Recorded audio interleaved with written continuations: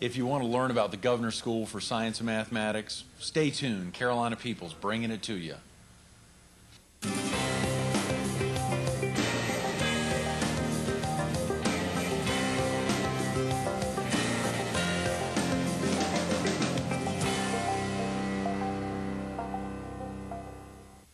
Good morning. Welcome to Carolina People. This morning we're in Hartsville, South Carolina. We're on the campus of Coker College, and we're focused on the South Carolina Governor's School of Science and Mathematics. We're visiting with its admissions director, Will Perkins. Will, thanks so much for being with us this morning. It's my pleasure. Will, tell us real quick about your involvement with the Governor's School. How long have you been the admissions director? Yes, this is my second year. I originally came from Illinois Math and Science Academy. And so my current position, I'm the director of admissions, but I also do advising and also oversee some of the clubs. So I'm involved in a little bit of everything. In my advisement position, I'm almost more of a mentor than an advisor, because I look at helping them make those transition things from coming from home schools and things like that. So that's typically what I do. As far as, I don't do academic advising as much as personal and transitional topics, things like that. Well, how does your recruitment efforts here differ from your experience there in Illinois? State's a lot bigger in Illinois, and there was a lot more funding available, so we had a lot more funding to do nice brochures and things like that.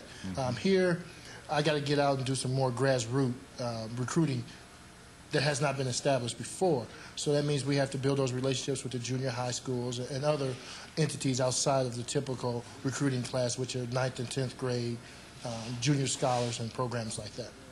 Well, what do you think is your biggest challenge in your position as admissions director? I mean, you've got 128 students here on campus. Obviously, you're out recruiting all over the state for a very select few. I'm sure that, in a sense, is a challenge. The biggest challenge for me is really getting the word out to every student across the state. Every student who feels that they're able and has the ability to be here. With funding, kind of limits the amount of things we can do. My goal is to have every 9th grader who has the ability to be here to have at least 3 pieces of information about this school in their hands, so they can be prepared and knowledgeable about the decision of coming here. Do you have any outreach programs currently underway throughout the state? Currently, for admissions, we're using 2 programs. It's called Team Gear Up, which is a Saturday program, and then the SSP, Summer Science Program, which we get a lot of students out of that program. Students enter science and math in their junior year. Are most of the students coming from public schools around the state? Yes, typically 75–80%. This year, the current junior class, out of 69 students, 61 of them came from a public high school. One was homeschooled and the rest came from private. Can you tell the viewers real quick about the selection process? Just how does that go about? Yes, a student will request an application, and within that application packet, there's recommendations. They must fill out an application which consists of essays. They must send us their GPA, test scores, and things like that. I take all that into account and compile a score, a rating score, and then we start looking at each student from each congressional district with those numbers. And it's all determined from those 6 congressional districts? Yes, we try to get a balanced number out of each congressional district, out of the application pool. We don't go by the population of that district. It depends on the number of applications that apply from that particular district. Obviously, most viewers or most anyone would want to know if there's any particular quality you're looking for in a successful candidate, but there's so much that goes on, I'm sure, in your head and with the is there a board that helps you out or other folks that help you out in the decision-making process? How does that work? There is a selection committee, consists of myself, another individual who works in the admissions office, and faculty and staff on the Governor's School. And what we do, we sit and we spend 2 or 3 days and we go over each and every applicant, and we grade them and we look at them and we make our selection out of that. We typically look for a student who's well-rounded. That means a student who not only can excel in the classroom, but also has done things as far as community service, sports, bands, and things like that, things outside the classroom. How many students are entering each year? Somewhere, usually typically between 63 to 65. This year was a large class. We had 69. Okay. tell us real quick, we had Dr. Brockman on yesterday. He'll be back in later this morning talking about some of the new construction going on. When the new campus is built or when the new facility is built, is there anything that will be different as regards the admissions department? Maybe just getting students in or potential students having to have a good feel about the campus will probably increase the numbers of applicants. Yes, my job will double because now we will have to look at roughly around 100 students a year. We're looking at a total of about 300 students. And so that means we need to really get the word out and do a lot more recruiting and things like that. We have to do a lot more meetings, talking to a lot more students. And so typically we get about 225 applications. We're going to need to yield about 300, 350 for a class of 100. So you've already begun some of the planning for future recruitment efforts. Yes, we've already sat down and we've discussed some ways when funding is available to go into the junior high schools. As we believe if we can build a good base of students in the junior high schools, by the time they're ready for us as a sophomore, with knowledge of the school, our base will grow as far as applicants. Real quick, how does a student prepare in junior high school to become a potential, not only an applicant, but a potential student at the Governor's School for Science? We would like to get junior high students prepared for high school. And with that, hopefully, they will excel enough to be a student in our body. With that, we want students to take their highest level of math and science courses and English courses and excel in every course they take. Don't take the easy route out, because if you take the easy route now as a junior high student, you won't be locked into some of those programs that will mean a lot to you as a high school student. So we like to have our junior high students know that take those tougher courses and excel in them. How do you think parents have reacted to their children being away for either a year or 2 years? Has the reaction been pretty positive? I guess coming to the campus is a big deal. I think early on it's very tough because they're losing their son and daughter for the first time. And that makes it tough for them to let their babies go away. But once they've been here for a while and understand the things that they're going through and the happiness that they see in their students and the challenging academic program, they enjoy it. And so they feel more comfortable and they understand that their son and daughter is going to be taken care of. And so they look very favorable in that. That's great over the long term. Real quick, aside from your position as admissions director, Will, do you have any other responsibilities at the Governor's School? Yes, I also, like I said, I'm an advisor. I do coaching here at the Governor's School, and I also coach over at Coker College, too. So I see a lot of different students in a lot of different ways. The best part of your job at Governor's School, do you have a feeling of what's really the centerpiece for you? Is to see a family that's happy and enjoy and respect the ability they have and the possibility of coming to the Governor's School. I think that when you see a family that smiles and eager to have their son and daughter come here and understand that once they get here, the education and things that they're going to go through will change their life forever is what's best for me in my job. Will Perkins, admissions director for the South Carolina Governor's School for Science and Mathematics, a man who gets really excited about seeing a family smile when their child has an opportunity to attend the Governor's School. Will, thanks so much for being with us this morning. It's my pleasure. Thank you. Stay tuned for more Carolina People coming up next.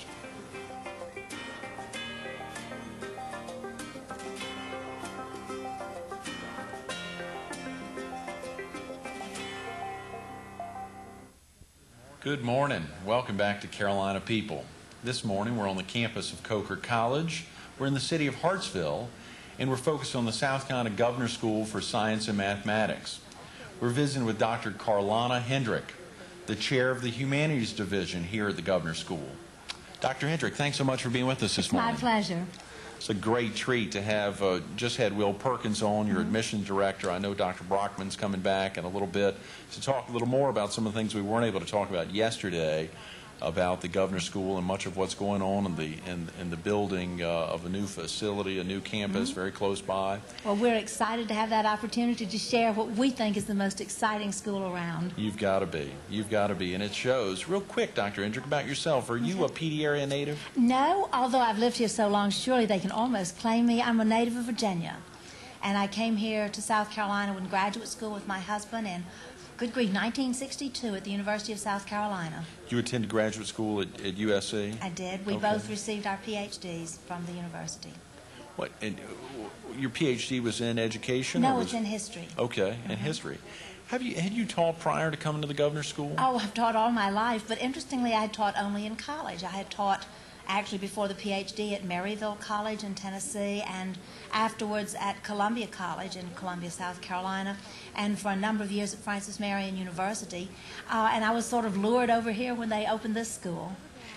What? And that was in '88. You 1988. You came straight on in '88. I am the oldest living member of the faculty. I'm the only one that came when the school was first established in 1988. Is that right? I didn't know we were with the longest tenured teacher here. That's yes. That's fantastic. Were there any special circumstances surrounding that when you came on, or any circumstances? Well, what prompted you to Dr. leave? Doug Smith, who was the initial president of Francis Marion University, was hired as an interim caretaker sort of president until the Board of Trustees could hire one. And he sort of talked to me about it and said, why don't you come and look at the school? Why don't you come and let's talk about it? And I had some serious thought about it because, gracious, I'd always taught in college. But my own children were almost that age, and I adored them. And so I thought, well, I'll try it just a couple of years. Right. And that's turned into 15, and it was the very best decision I ever made. And I was about to ask, you must have been hesitant leaving the college environment. Well, a little bit, but the nicest thing about it is that our classes are taught on a college schedule. So I continue to lecture 50 minutes a day, 3 days a week, as I always had. It's just with a different group of students. How about the students here at the Governor's School juxtaposed against Francis Marion or Maryville or other? Oh, any college. These kids are just amazing. A college always has some degree of separation between the top and the bottom. And our kids have almost no separation. They are very, very excellent. And I find that I almost have to give more to them. They're just like little sponges. They soak up everything.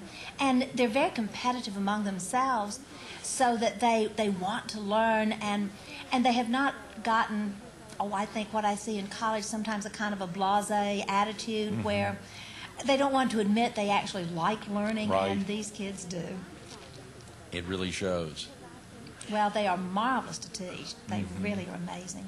Is there anything when you look at a student or a prospective student that would possibly indicate whether or not they would have be comfortable at the Governor's School, or whether they'd feel comfortable moving to Hartsville, living on a campus? Are you involved at all in the selection of new students? Over the past years, I have served on a number of occasions on the selection committee. We initially held individual interviews with the students. It was scary for them. There would be 4 members of the faculty lined up and a bunch of students. Right. And we did some testing and evaluation of that and discovered that it hadn't given much of an indication. It was nice to have a name and a face, but it did not seem to be a successful predictor. So we looked primarily at the rigor of their high school program, their high school ranking, their grades, and their recommendations. It's the neatest place. It's the only place I think I've ever been where there's no kind of pull and connection to get you in. The committee that does the selection doesn't have a clue that, oh, the governor recommended this one, or, gosh, that one's really, comes from an important family. All we see are the statistics on the student, and that is the absolute basis on which the selection is made. Is that right? That's amazing. Well, but I guess for a high school, and it is a state-funded high school, Yes, correct? indeed. Which is a very important component. Yes. I oftentimes, I guess, some of the not favoritism, but pulling rank or otherwise happens at private schools. It just does not happen. I know I would have never gotten into college had it not happened, but it's tough to recognize that later in life. How about the presentation in the here in the classroom, if it would differ at all from in the college setting? Basically, as I said, I try to cram even a little bit more information in, and I tell them that my job is to talk and theirs to listen, so they can just hush. I talk for 50 minutes. I find myself, because they are teenagers and they have a marvelous sense of humor, I find myself doing some sort of crazy things that I might have thought would have been sort of inappropriate in a college class, but it works. We come to some periods and they're lovely historical songs. Yes. And I sing, and I get them singing the chorus. And Carlanna, I tell jokes, but they don't understand them. history jokes aren't very funny. Well, yes, but now history, of course, is one of the many subjects under the humanities division. What are the other subjects? All right, we include also the English classes and foreign language. And we offer here, of course, in fact, we require junior English and senior English, which are structured a little bit differently from those courses that they would have had, because many of them have come from an advanced program and have already had the equivalent of 11th grade English. But we think we do it a little differently, so we require those 2 years, and we require the third-year level competency in a foreign language, and we offer French and Spanish. Okay. I wish we could do more, but that's all Right. we can at the moment. Two very important, Spanish and French both. How about the interaction with the students? A pretty one-on-one, or do you have the opportunity to spend a good one-on-one with students, or is it? Well, essentially not in the classroom, because as I say, I Right, talk. yes. With 3 50-minute sessions a week, you really don't have a lot of time to digress and to do interaction. But the students are marvelous, and I've discovered I must look like everybody's grandmother, because they all come by my office and keep chocolate, and you know, you have that opportunity, and you end up knowing far more about them than I think would be typical in a regular high school. And you see them in odd circumstances. You see them in sports and in the residence hall, and you find out they just broke up with their boyfriend, or that they just got some you share Right, their highs and the right. lows, which makes it just very pleasant. Carlanna, I hope we have time for 2 more quick questions. I was wondering, in your opinion, the most important aspect for a student attending the Governor's School? That they want to be here. It's the kind of place that nobody can make you come, and you can know in your head that it's a wonderful opportunity, but you've got to love it in your heart. And I think the strength of that is the bonding among all of the students, the experience of 24/7 living together, and the friendships and relationships are extraordinary. And the best part of your role as an instructor at the school? It's the students. They are absolutely marvelous. I cherish the memories of the ones I have taught, and the opportunities of those yet to come. Dr. Carlanna Hendrick, instrumental in helping the Governor's School get to the location and the strength, both statewide and nationally, in its prominence as a wonderful Governor's School for Science and Mathematics. Thanks so much for being with us this morning. My pleasure. Stay tuned for more Carolina People coming up next.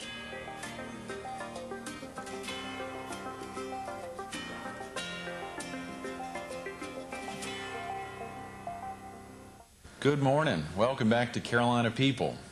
This morning we're in Hartsville, South Carolina. We're on the campus of Coker College, and we're focused on the South Carolina Governor's School for Science and Mathematics. We're visiting again with its president, Dr. Murray Brockman. Dr. Brockman, thanks again for coming back. Glad to be here, Greg. Yesterday, I know there was so many things you talked about, just tip of the iceberg of so much of what's happening, not only here in Hartsville, not only on the Coker campus, but particularly with the Governor's School for Science and Math and the new, I don't think we've even gotten yet into the new projects underway, both on building and otherwise, but I wanted to talk real quick about the faculty here. Oh, super, yeah. Our faculty, of course, we have the outreach faculty who are specialists in how to do that distance learning thing, how to bring in children for laboratories, and that's a whole different skill set. And on the residential campus, almost all of our faculty have PhDs in their field, physics or chemistry or what have you, or history. And all of them have master's degrees. And they're dedicated to teaching and very knowledgeable about their field, and it just is a wonderful environment for these bright young people. You know, yesterday at the end of the morning, we had Stephen and Vidya on, two students, Yes. 2 seniors, class of 2003, really excited, talking about some of their perspective on student life. I wanted to, from your perspective as president, I know one of the things when you and I talked earlier, one of the words that came out first when I asked for your perspective on the student's life was ethics. Yes. And could you elaborate real quick on that? I'd be delighted. You know, our mission by the state of South Carolina is to train these young people, to encourage them to assume a role of leadership in technology and business and the professions like medicine and the law. And we've been very successful at doing that. But we recognize that leadership must have a strong component of ethics with it in order to be successful. I mean, we look around the world today, and it's blatantly obvious that we must have ethical leadership in business, we must have it in politics, we must have it in our communities. It's absolutely vital. And so we do try to spend time working with these young folks to dig deeper into ethics. What does it mean to do the right thing? How do people make the tough choices to do the right thing, even when that may be confusing and difficult? And I've been very, very pleased with that. We've got formal coursework in it. We're having guest speakers from business, from politics, and from science come in and talk to these students about what does it really mean in the real world to do the right thing. And it's being extremely successful. And as a 16, 17, or 18-year-old hearing that, I'm sure at times they think, "God, I'm never going to have to worry about this. I mean, I'm so far away. I've got to get through college before I even get into the, quote, the real world." But so many of your students, Dr. Brockman. Call me Murray. Murray, thank you. Excuse me. So many of your students are getting in the real world in the summertime. They sure are. You talked yesterday about the young woman who's going to help change all of what happens in recognition of fixing Achilles tendons or trying to get them back to normal. They are in the real world, and sometimes they do say, "Oh gosh, I'm not going to be a leader," but many of them recognize that from those to whom much is given, much is required. These are talented young people, and many of them have already assumed leadership roles, and they'll continue to do so. It's almost inevitable. Speaking of leadership, Murray, how is the school governed? We have a board of trustees. We're essentially an independent state agency, and we are governed much like a college campus. A board of trustees appointed by the governor oversees me and the rest of our administration. We also have an adjunct to our board of trustees. We have a foundation, an independent, private, charitable organization that can help support us financially, because some of the things that we do, the rest of the state isn't ready to take on yet. Like, we were one of the first schools in the state to use gel electrophoresis routinely in our biology classes. Now many schools do it. You've probably heard about gel electrophoresis a lot. Wow. Now many schools do it, but when we first started out, we needed to buy that equipment. It was expensive and not available from the state. And so our foundation chipped in to help us achieve that margin of excellence. And that's wonderful. As Great a state school relying on taxes funneling to the state and its ability to come back to the governor's school, I'm sure at times that's been difficult. Last week we had Trip Dubard and Don Harriet talking about the school foundation to benefit Florence District 1, private funds, not for buying supplies, but instead raising teacher salaries across the board or helping to grow some new programs. And I'm sure the foundation must be instrumental in that here. They sure are. Our Business Advisory Council now has almost 200 members, businesses large and small all over the state, and individuals too, doctors and lawyers. And their generous support has meant a great deal of difference to the governor's school. And in turn, we enjoy not only their interest, but their advice and counsel on the best way to organize our training and our education for the benefit of South Carolina in the future. I always say these young folks they're fantastic. They're going to be fine. They're going to do well wherever they go.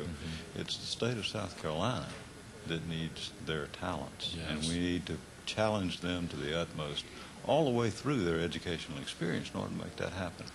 And our Business Advisory Council helps us do that. Great. Or you won't believe it. Time is flying surprisingly fast, and having gotten you on yesterday, I wish there were more segments the rest of this week, but we will get back to the governor's school and do hopefully an entire. There's so much going on here and such an exciting avenue in that the entire state brings folks in to help make the governor's school tick. And we get excited about folks like Murray Brockman and Carlanna Hendrick and Will Perkins. They really make this tick. Dr. Murray Brockman, president of the South Carolina Governor's School for Science and Mathematics, here a year and a half, long time here in the state of South Carolina, a big supporter of education and how it grows our economy. Thanks so much again, Dr. Brockman. Thank you, Greg. And it's Murray. Oh, that's right, Murray Brockman. Stay tuned for more Murray another time, and stay tuned for more Carolina people coming up next.